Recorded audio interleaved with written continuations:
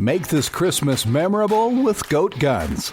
Get the coolest miniature gun models for your collection. From historical classics to modern weapons, we have something for every firearm and hobby enthusiast. Surprise your loved ones with the gift of Goat Guns, the perfect blend of quality and detail. Shop now and spread the joy at goatguns.com. Welcome to the Human Capital Innovations Podcast. We're your source for personal, professional, and organizational growth and development, where we share original research, explore industry trends, and interview executives and thought leaders from across the globe. We hope you join us often for practitioner-oriented content around all things related to leadership, HR, talent management, organizational development, and change management. Maximize your personal and organizational potential with Human Capital Innovations Podcast.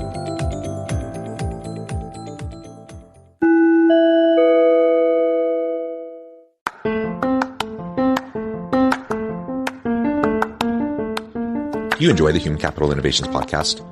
Enjoy ad-free listening by going to the Patreon page, and please consider contributing even at the producer or sponsorship level. And please leave a review. Thank you for your support.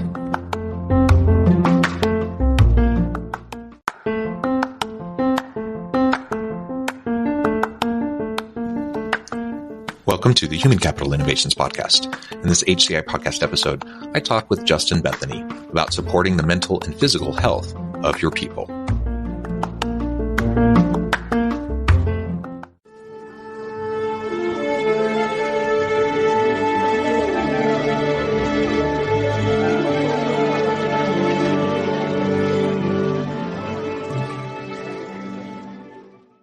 Justin Bethoney, welcome to the Human Capital Innovations Podcast. Hi, thanks for having me. It's a pleasure to be with you. You're joining us from Eastern Oregon. I'm south of Salt Lake City in Utah. And today we're going to be talking about health. We're going to talk about mental health, physical health, and really generally how we can go about fostering better health within ourselves, our homes, our families, but also as leaders in organizations. We know that the Great Resignation is upon us. The COVID pandemic has really driven higher levels of stress and anxiety and depression and concerns about the mental health states of people in organizations. And there's been lots of burnout and those sorts of things. And so it's just as important, as it is important for me in my personal life to make sure I'm paying attention to my health.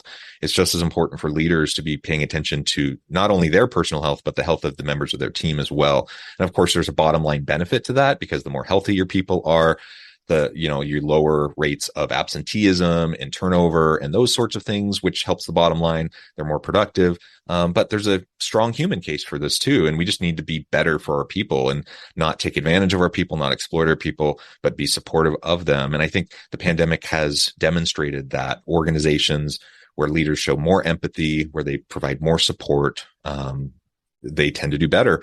And people want to work for those types of organizations. So these are the types of things we'll be discussing together today. As we get started, I wanted to share Justin's bio with everybody.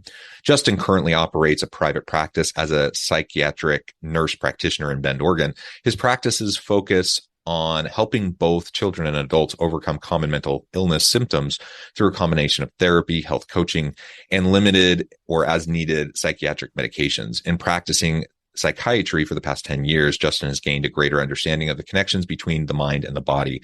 After spending the better part of his career incorporating functional and integrative approaches to mental health treatment, Justin gathered all of that knowledge and compiled it into an easy to digest book entitled The Mental Wellness Diet: Ancient Wisdom, Evolving Science, and Modern Day Options. Justin also publishes regular blog articles and social media posts to help explain the connections between our diet and lifestyle and our mental and emotional well-being. You can learn more just by going to his Instagram, LinkedIn, and his blog, the Mental Wellness Diet blog. And Justin, anything else you would like to share with us by way of background or personal context before we dive on into the conversation? Yeah, that was great. I think the main website is thementalwellnessdiet.com. That's the best place to get to all of that information you just shared. And thanks for that intro.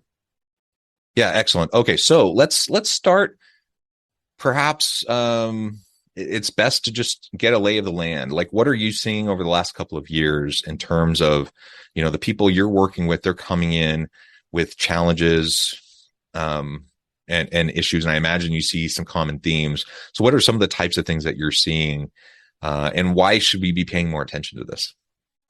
Yeah, that's a great question. So for most of my career, for the few exceptions, in psychiatry, there's a term, the walking well. And I think that term is going away. But it's people who are experiencing depression, anxiety, maybe some other common mental illness symptoms, but are also coincidentally highly functional. So they have kids, they're taking care of their kids, they're going to work, they're paying the bills, they're getting everything done, they're checking all the boxes, but they're suffering. And so in the different clinics that I started working out at, those were the people that would be tending to come through.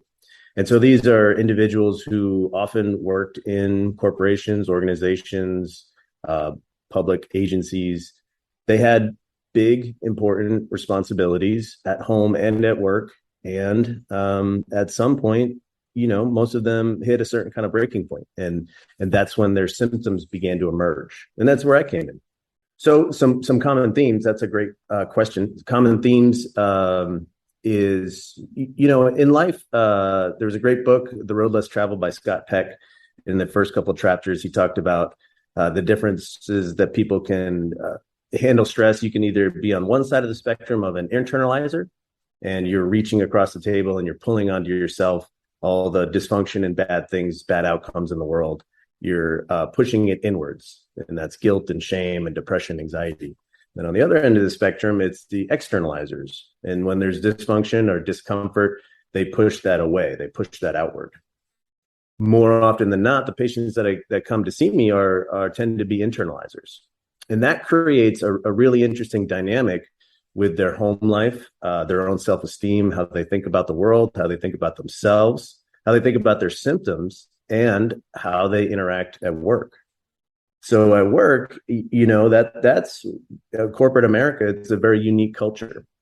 It's a very individualism kind of culture versus the collective. And so it's really difficult for people who have any degree of internalizing, taking on feeling bad, feeling guilty, feeling shame, to exist in a collective at home and a collective in their own personal, the way they see the world, but then to find ways to exist at work. It can be really difficult. And we can talk more, but I'll give you the answers. Well, and it's worth noting that we spend a good chunk of our lives, for many people, the vast majority of our lives working at work. We think of our waking hours, and we spend so much of that time working. And so we can't just neatly compartmentalize, what our stress is at home, and then we walk in the door at work, and all of a sudden we can just shut that off and just work. That's not the way people function. That's not the way our minds work. And our mental health and our physical health bleed both ways. And so if you have a really stressful time at work and you go home, every spouse, every partner knows that when their partner comes home from work after a really hectic, hairy day, that they're going to need some time to diffuse and to, to chill out a little bit, and they need some support.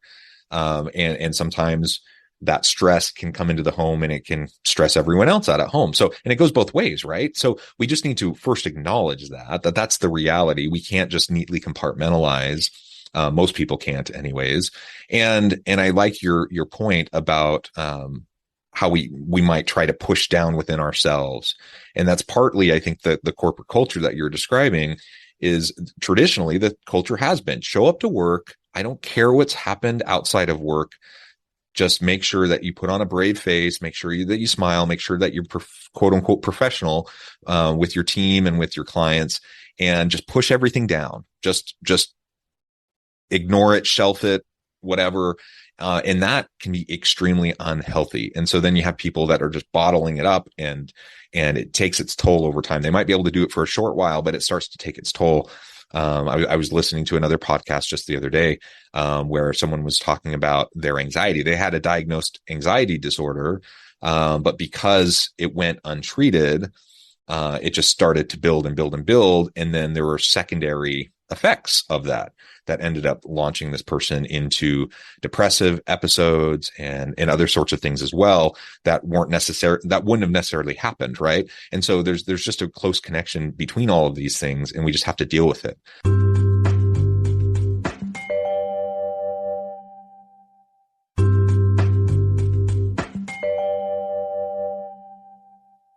I've been open with this on the podcast before, but I take a medication for anxiety. I've battled with depressive episodes in the past. I have seen a therapist. My suspicion is that the vast majority of people probably could benefit from seeing a therapist from time to time.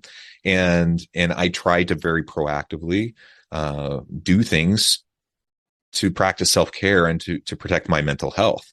I joke, and I mention it on the podcast a lot. So anyone listening, you're probably like, stop talking about your dumb dogs. But I walk my dogs. I have two wonderful dogs.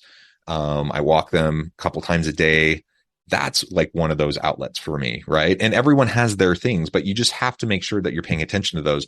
And as a leader in the organization with my team, I need to make sure I'm paying attention to each of my people, because they may feel, whether that's my intention or not, they're probably feeling like they need to just push it down. They just need to put on a brave face. They just need to deal with it on their own. And the truth is, we don't need to deal with it on our own. We can support each other in this. Sometimes it's medication. Sometimes it's therapy. Sometimes it's just doing other healthy behaviors that can help you be more level, right? Totally. Yeah. And thank you for that disclosure. I mean, it's what we all need to kind of put out there more. And it's very courageous of you. Thank you for that. I think, what I was thinking about as you were talking is this unspoken thing that happens. You probably watch Mad Men, and that is the most obscene example of a boss who says, just shut up and do your job. Well, that was like the 1950s, and things have changed. It's not quite like that anymore, but it's kind of more subtle and unspoken. What I noticed is some of the patients that work in larger organizations and corporations, I kind of will ask a little bit about the organizational chart, and either it's like above them or on the same level, and a lot of times in organizations, there's like engineers or people like doing the work. And then there's like the product and the business and development side.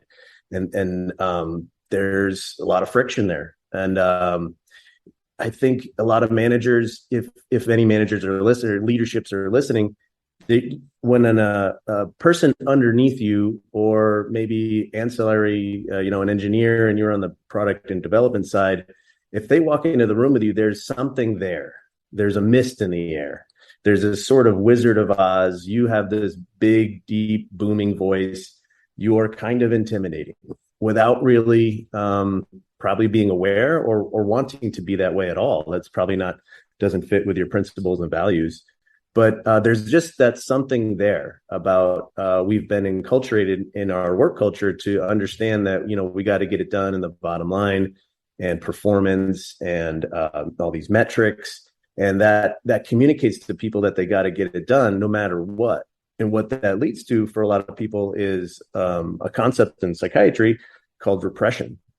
There's these impossible situations that we face, and we can just kind of go blank and proceed to move on and just stuff it down.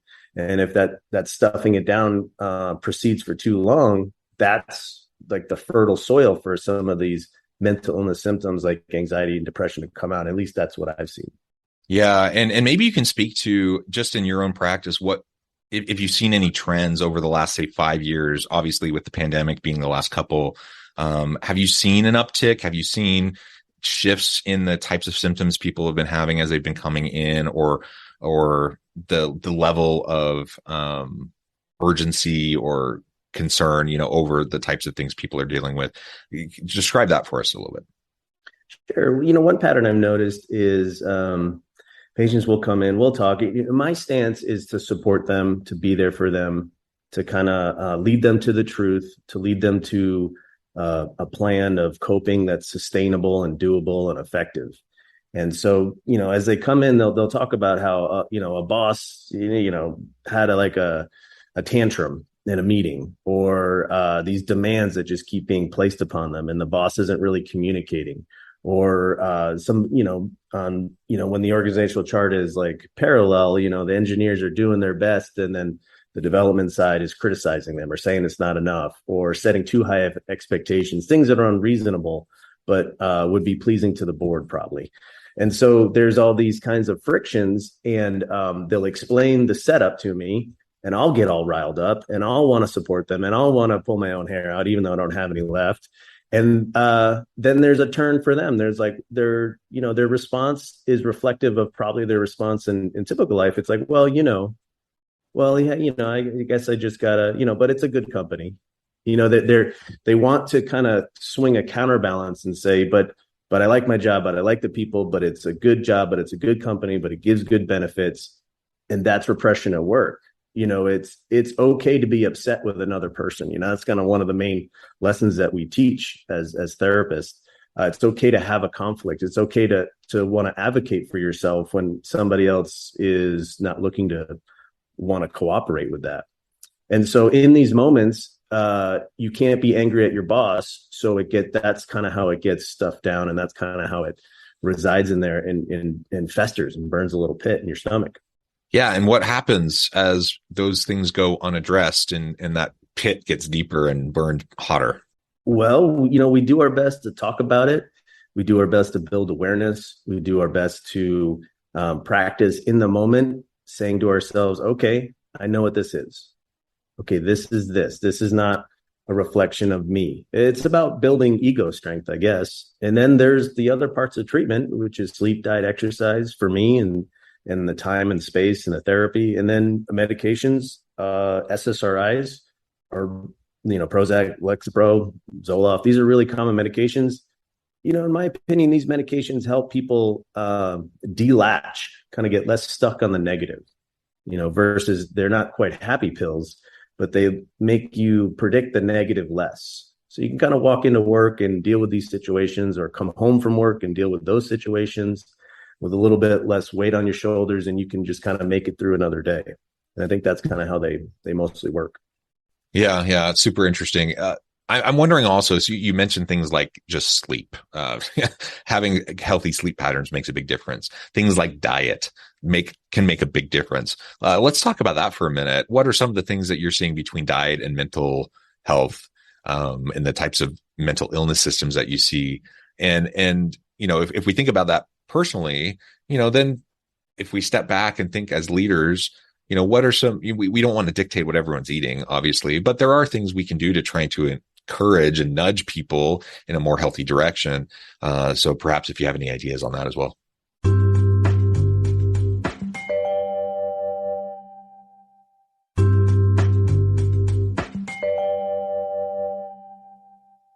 Sure. I was at a comedy show the other day, and this comic had a bit about elementary school. We talked about eating spaghetti and meatballs and then going out to recess and running around for half an hour because that's how digestion works, which is a funny commentary, but it's true. I mean, most people are at work 8 hours or more, and that's going to cut across a few meal times.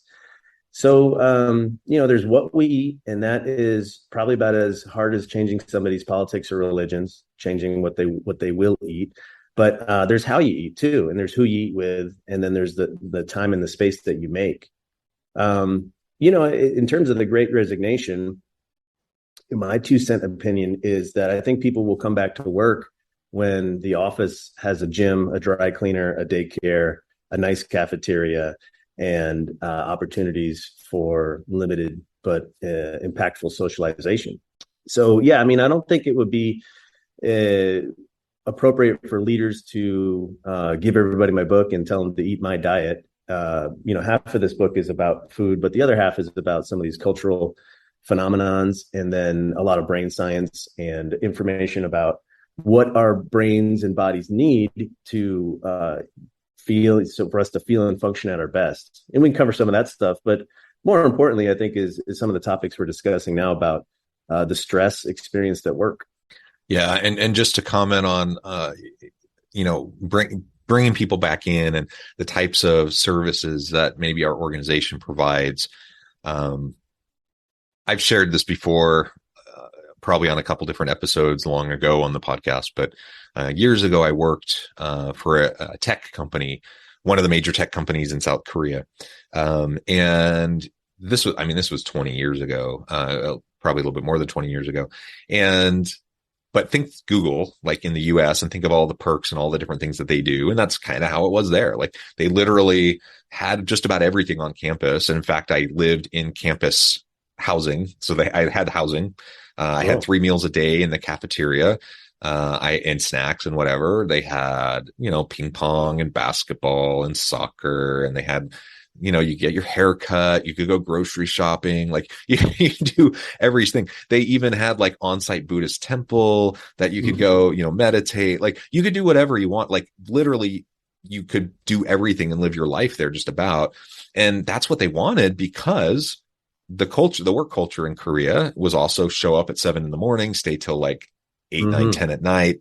So you literally, it's like every waking moment you're there. And so if you need to take care of stuff, okay, but then get back to work. And that was kind of the mentality. So it did lead to, productivity gains for them and whatnot. But there's also kind of the dark downside to offering all of those things too, because then there's like this sense of control, and like everything is not that they dictated everything, but everything was provided. And therefore it seemed almost unnecessary to ever leave the campus, and people have lives. They're more than just their work life, and they're more than just, their identity as an employee for this company. So I suppose that's, the trade-off, right? And we have to strike that kind of a balance. Yeah, definite balance there with helping people live a fuller life, but then also not taking on too much leadership, taking on too much responsibility, or inviting people to be at work 24/7. Well, Justin, this has just been really fun. I know we've just scratched the surface. There's so much more we could talk about, but it's really helpful to be thinking about the connection between nutrition, diet, mental health, physical health, all those things. They're all interconnected. And as I mentioned at the beginning of the episode, of course, we can't compartmentalize. And so we as leaders in our organizations, if we want our teams to be productive and effective and innovative and all of those things, then this is a really key, important component that we just have to be willing and able to address in a meaningful way. So let's keep an eye out for the mental and physical health of our people. Let's be as supportive as we can be without overstepping and without, being inappropriate. And let's just show more empathy and support. And I think that will go well for us. It'll help us feel fulfilled as leaders. It'll help our people be more healthy. It'll help the organizations that we serve in thrive, and it's just a win. Justin, this has been a pleasure. Before we wrap up, I just wanted to give you a chance to share with listeners how they can connect with you, find out more about your work, where they can find your book, and then give us the final word on the topic for today. Great. Yeah. So I have the book. It's in paperback, it's in Kindle, and it's an audiobook. All of that can be found at the mentalwellnessdiet.com website. And it has pretty much everything you need to know about me in the book. And the book is something that, again, it's a culmination of everything I learned. It's meant to be user-friendly, something that people can take advantage of right away, learning about what things to eat, have which nutrients, do what things in the brain. It's really interesting and entertaining, if not educational. So that's that. And then, I guess the final word for me is, people need a lot, and we have to take care of ourselves, and we have to understand that other people have those needs. There's probably a line for leadership, how much you want to take on, but just acknowledging that for people goes so far. And I think that would be the final word for me. Perfect. Thank you, Justin. It's been a pleasure. I encourage listeners to reach out, get connected, find out more about what Justin can do for you. Check out the book. And as always, I hope everyone can stay healthy and safe. They can find meaning and purpose at work each and every day. And I hope you all have a great week.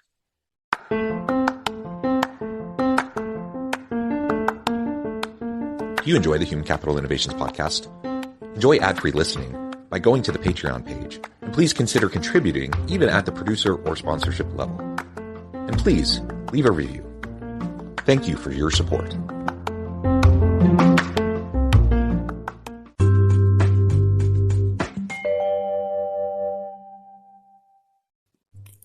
Thanks again for joining us for this episode of the Human Capital Innovations Podcast. I hope you stay healthy and safe and that you have a great week.